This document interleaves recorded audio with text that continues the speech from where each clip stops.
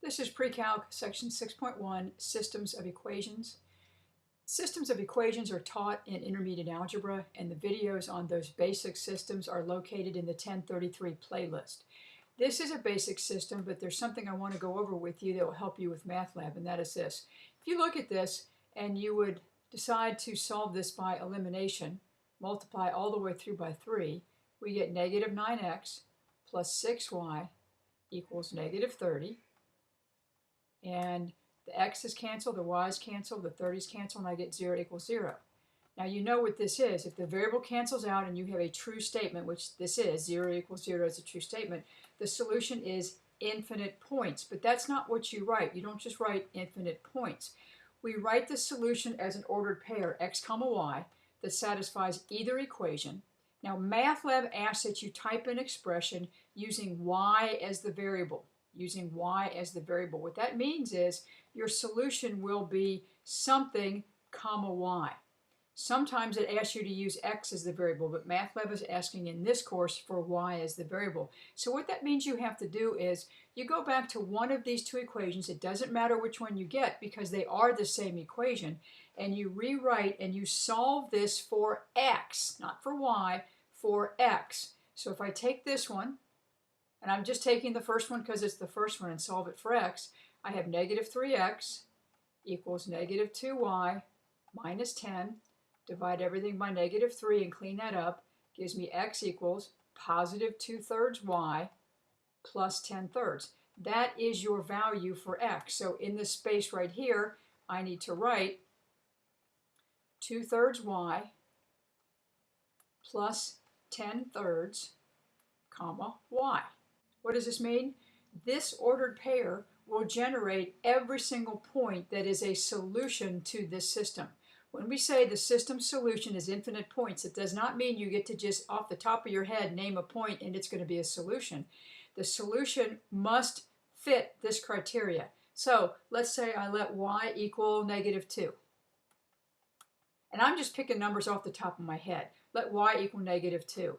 If I let y equal negative 2 and I plug this in here, 2 times negative 2 is negative 4/3 plus 10/3 is 6/3, which is 2. That means 2 comma negative 2 is an ordered pair that will be a solution. Stuff that in up here. Negative 3 times 2 is negative 6 plus negative 4 gives me negative 10. Same thing happens right here. This is not the only solution. So let's say I let y equal 0.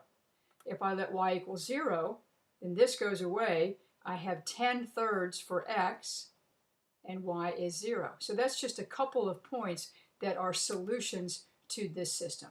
But this is what MathLab wants you to enter. So this is another system. This is something we did not cover in 1033 because this is linear and this is not linear. So the only way we're going to be able to solve this is to use substitution. So I'm going to solve this for x, add y to both sides. I get x equals y plus 3. I will circle this up. I will stuff that in for that x right there. So this is parentheses, y plus 3, quantity squared, plus y squared equals 9. And the thing you need to be careful of, you are squaring a binomial here. So it's y plus 3 times y plus 3 will give me y squared plus 6y plus 9 plus that y squared that was already there equals 9. Clean this up. Y squared plus y squared is 2y squared plus 6y. At the same time, I'll subtract 9 from both sides, which gives me 0 here. And this is an equation that I can factor. Factor 2y out of here gives me 2y times y plus 3. So y is 0 or y is negative 3. Now remember, we're looking for an ordered pair. So I need to plug this back into this equation up here and find x. So if y is 0, x equals 0 plus 3, which is 3. So that ordered pair will be 3 comma 0. Remember, your ordered pair is x comma y, not what you found first comma what you found second. Let y equal negative 3. So x equals negative 3 plus 3, which gives me x equals 0. So that ordered pair is the 0 I just found, comma the y value of negative 3 that I stuffed in. So my two solutions are 3, 0 and 0, negative 3. And these should be checked because it's very easy to make a silly arithmetic or sign mistake. Put 3, 0 in here. Put 3 here, 0 here. 3 minus 0 is 3. You also have to check here. 3 squared is 9 plus 0 is 9, so that's good. Let's put this in. If you put 0 in for x, minus negative 3 makes it a positive 3. That one works. Put 0 in here. 0 squared is 0. Negative 3 quantity squared is 9, and that checks. So those are our two solutions right there.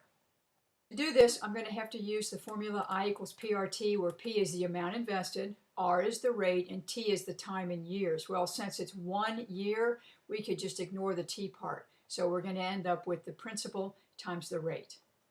Well, the principal refers to how much money you are investing in each account.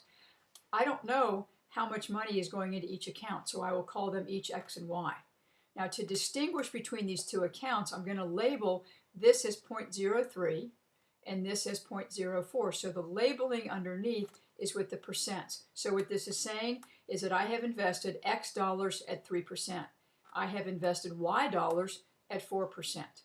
I do know that I have a total of $5,000 that have been invested. That's how much goes in this beaker. Now, I don't have a percentage to go right here. What I do know is that there is a total of $187.50 interest. So the interest on this account is just 0.03 times X. The labeling underneath times what's in the beaker.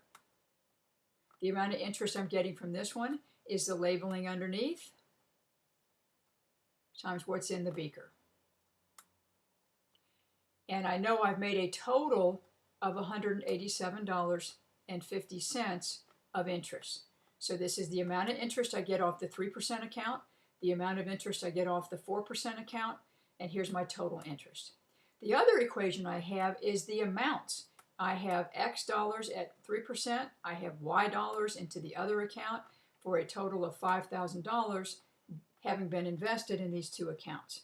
So what I have to do now is solve these equations. And probably the easiest way, at least for me, is to use elimination.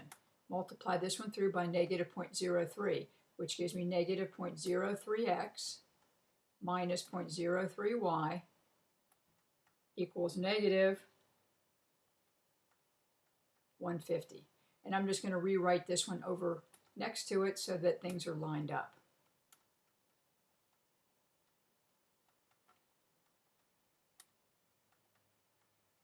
Draw my line, my x's cancel. 0.04y minus 0.03y is 0.01y. 150 from 187 is 3750. Solve this for y by dividing both sides by 0.01. And the y value is $3,750. Now what does that mean? Well, look back at what y was. Y was your amount you invested at 4%. So you could write down here that you have invested $3,750 at 4%. I also need to figure out what this x is. Well, if these two have to add up to 5,000, if you just do 5,000 minus 3,750, you get 1,250. So that means you have invested $1,250 at 3%.